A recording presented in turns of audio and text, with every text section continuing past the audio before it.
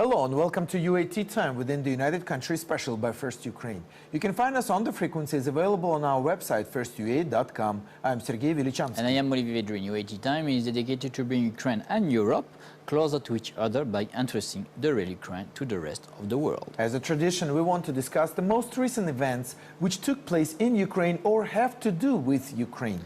Today we will cover the following topics: the new government in Ukraine, the free visa for the Ukrainians, and other interesting reports.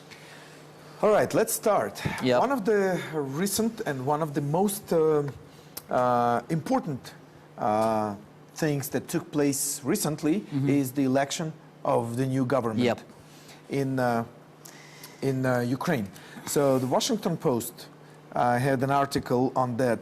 It says, Vladimir Groysman, a member of Poroshenko's parliamentary bloc and the chairman of Ukraine's parliament since 2014, was voted in as prime minister in a 257-50 vote that simultaneously approved the resignation of the outgoing prime minister Arseniy Yatsenyuk. What is your opinion on that? This is good news. This is really good news, yeah. Because the problem is that, the international community and the IMF, the European Union and USA also was waiting for a change because they need to trust again. Do you think Yatsenyuk was a disappointment for the West? Or he has done what he could? It's very difficult to say. With the given situation. I think the West is a little bit disappointed about Ukraine in general, and not about the former prime minister only. Prime minister has a lot to do with the yes, changes and I think reforms. the West. This is the problem of maybe the West now. They don't understand that Ukraine maybe needs some time, or Ukraine need to do reforms, but not in all the aspect of the economy or of the social aspect. And I think the West is disappointed because of a problem of knowledge of Ukraine. Okay. But really, politically, that was a necessity to change the prime minister politically. Well, it's like this. Most of our guests that came to UAT Time, like Denis Brodsky and others, when they were talking about social service reforms, they were blocked by the prime minister. The former prime minister. That's why I say the West is a little bit disappointed. And politically, we were waiting for a change. The change is now here with the new prime minister. And I think the big, and in this article of the Washington Post, they say that also, the big issue, the first goal of the new prime minister is to build new trust for the West. The West has to trust again in Ukraine.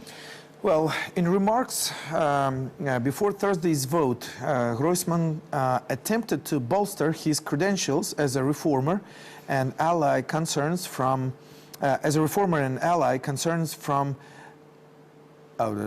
do it again. To bolster his credentials as a reformer and ally concerns from international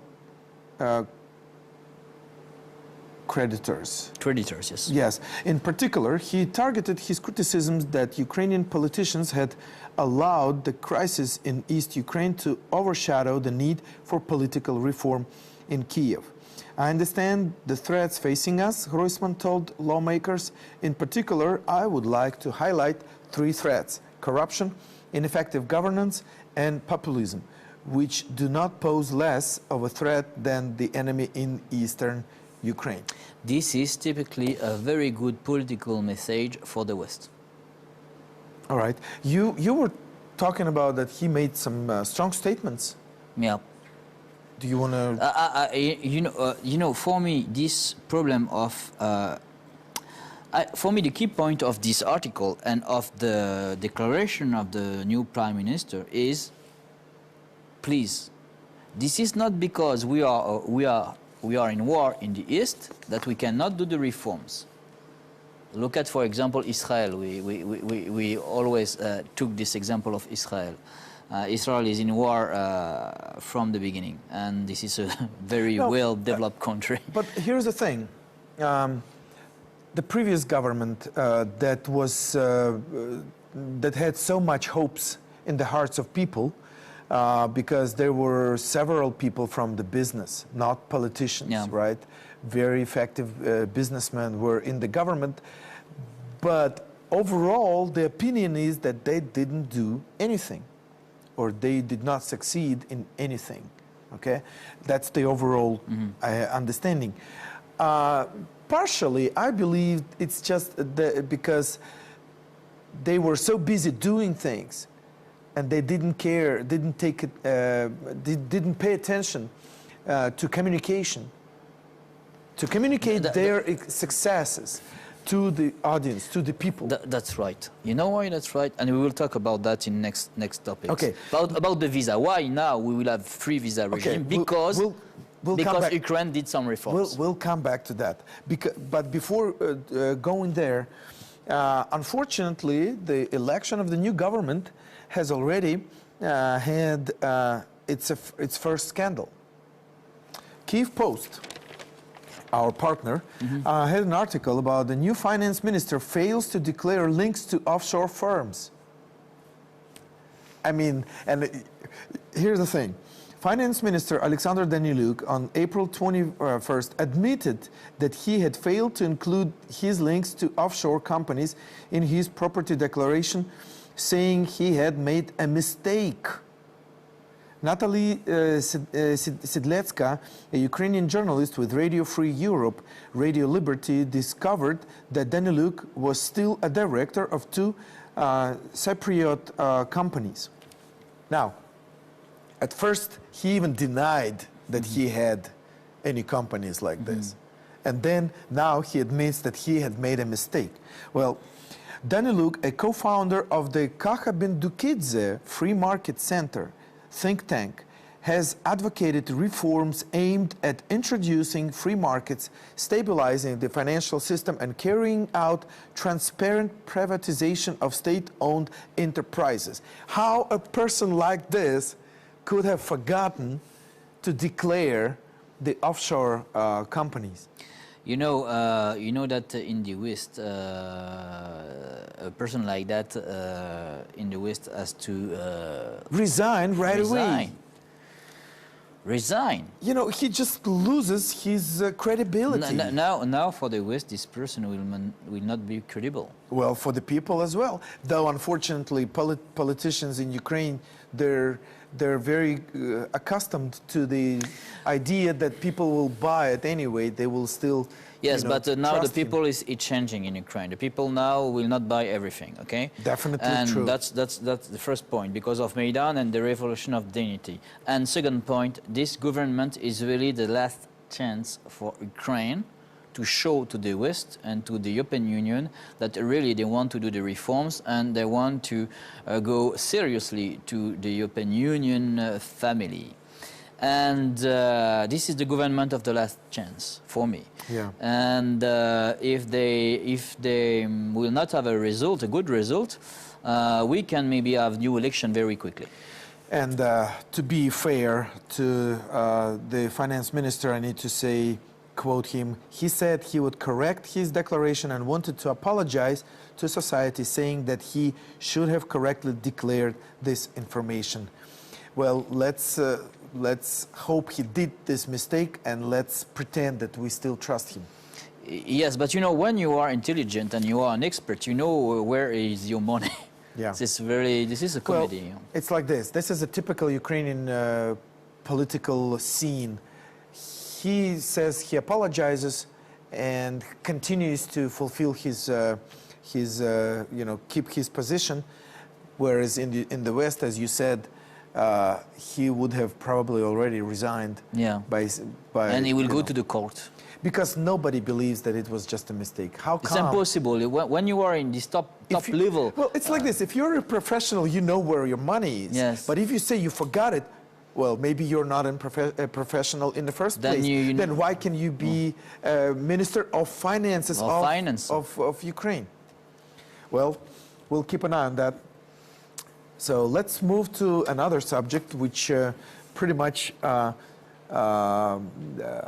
has given us some new hopes. Yes, the visa. The free visa. The free visa for Ukrainians. All right, EU integration breakthrough. Okay, so these are the articles and the titles in the Business Ukraine magazine. Mm-hmm. Oh, the Business Ukraine magazine of our friend. Of our friend. Okay, EU integration breakthrough. European Commission proposes visa-free EU travel for Ukrainians. Ukrainians edge a step closer to the rest of Europe with move forward towards lifting of visa barrier as Brussels seeks to provide Ukraine with tangible results for post-Maidan reforms. Now, I think this is a very good news. I think so too. I was very happy because that was one of the big, what can I say, promise or big things we wanted when we were on Maidan. Well, it's like this. Definitely, as a Ukrainian, I will tell you that people are quite skeptical. I mean, for the declarations, it's great to hear that, but nobody is, opening the champagne yet. Yeah, I know because I talked with some friends and they say to me, okay, Olivier, we will wait when we really will have the free visa regime. We can just go to the border, and we will see. Board the plane with the passport. And they are waiting really for concrete results. All right. The European Commission gave the green light on 20th of April to the lifting of the visa barrier on Ukrainian citizens, opening the way for a potentially game-changing breakthrough in Ukraine's bid for greater European integration. But this is also a message for Putin, say, okay, stop.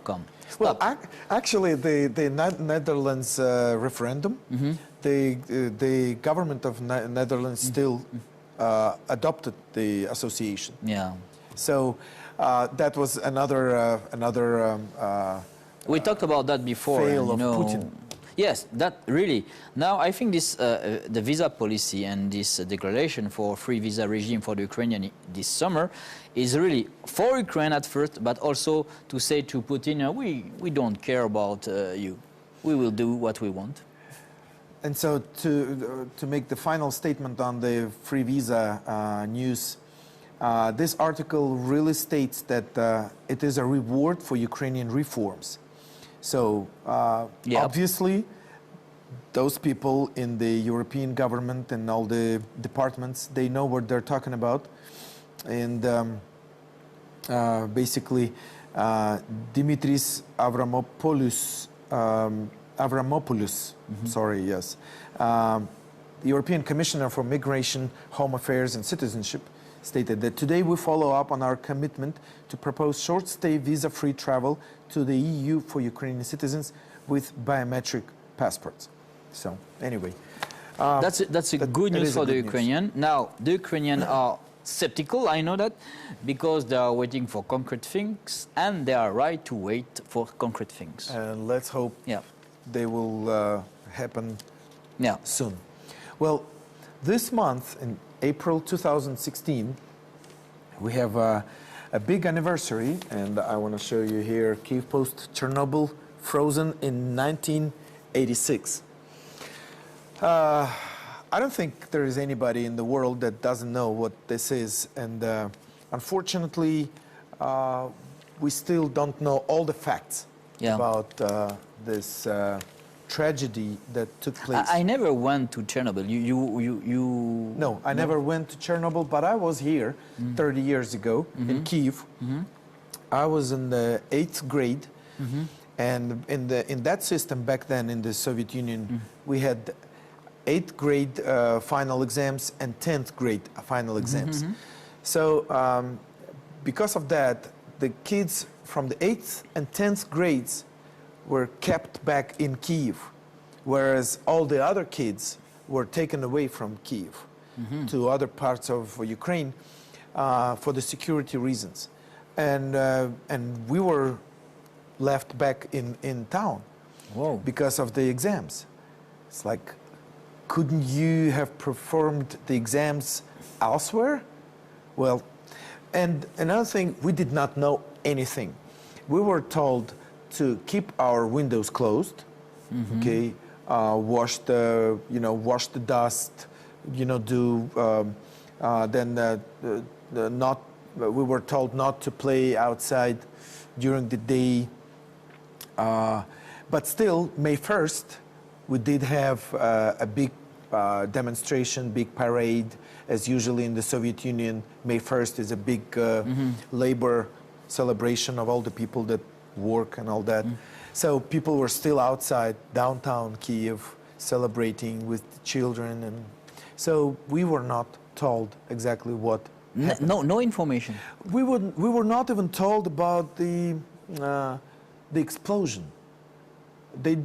There was some information that there was some leak of radioactive things, but at that moment. But when the true information came, when?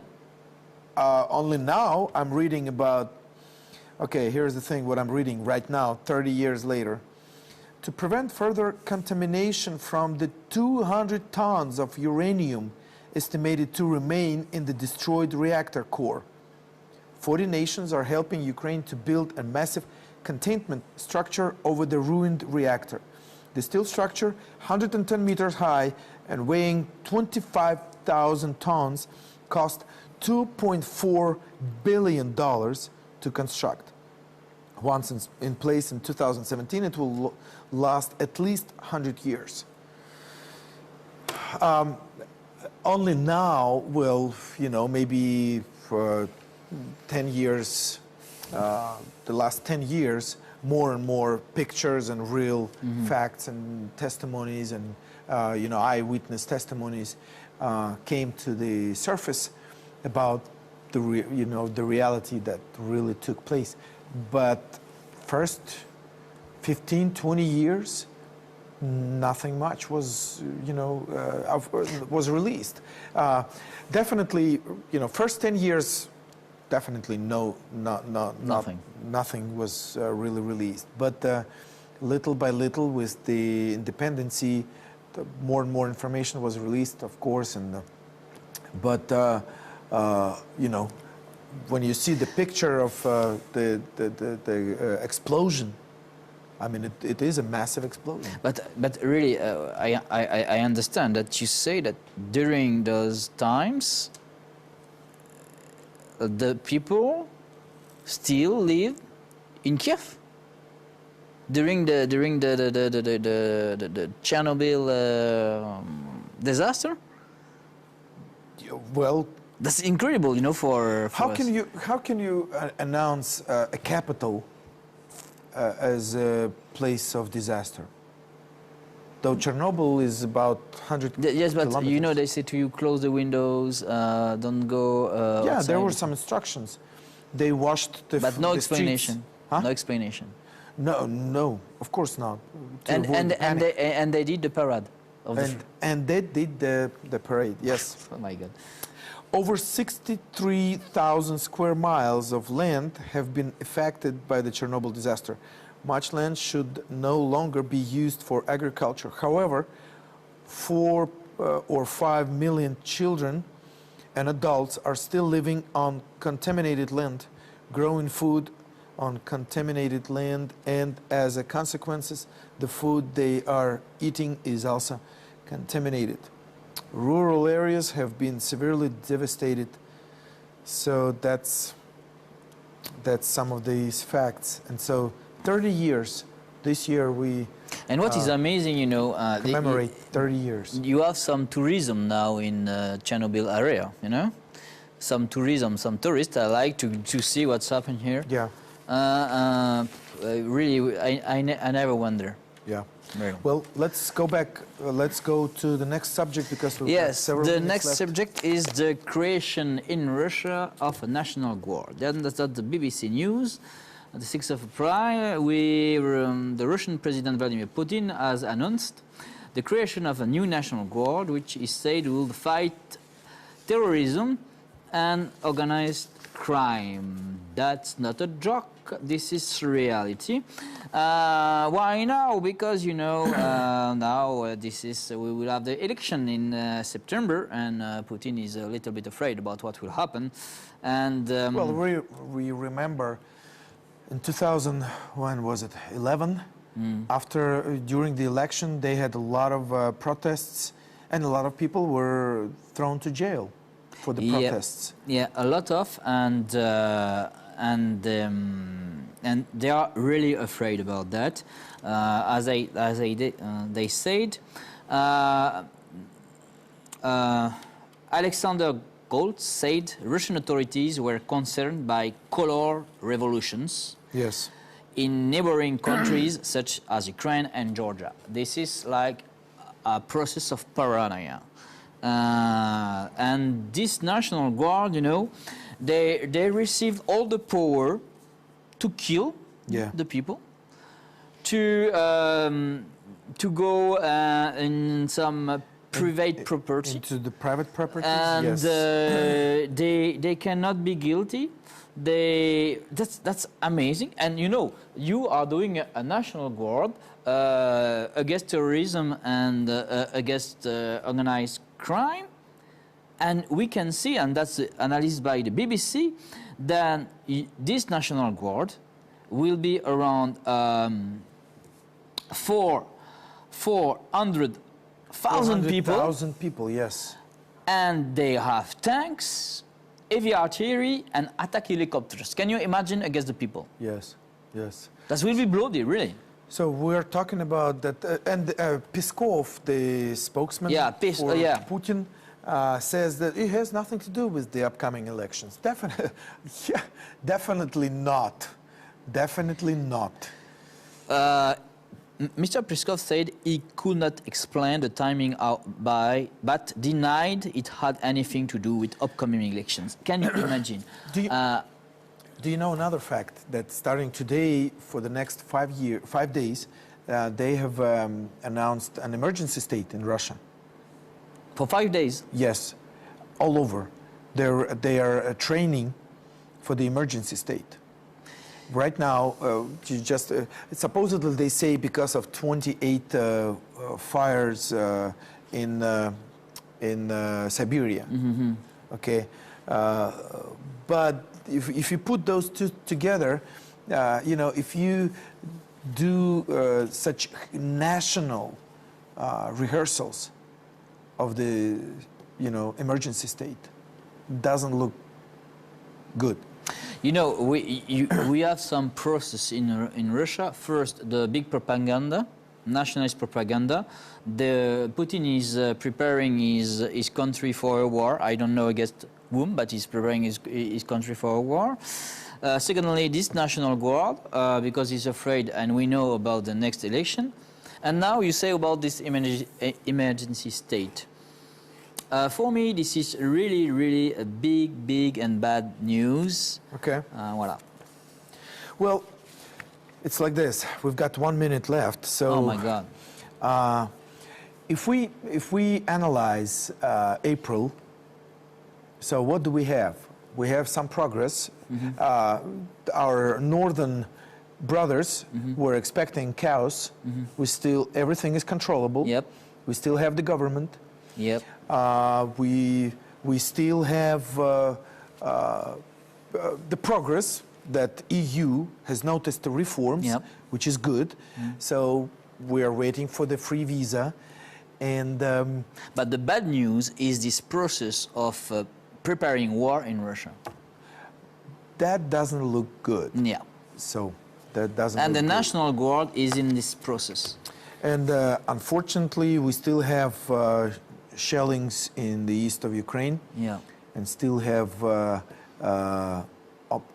pretty much on a daily basis, we have injured soldiers and even dead soldiers killed. And really for me, in Russia, nothing is changing, and everything is going worse to worst.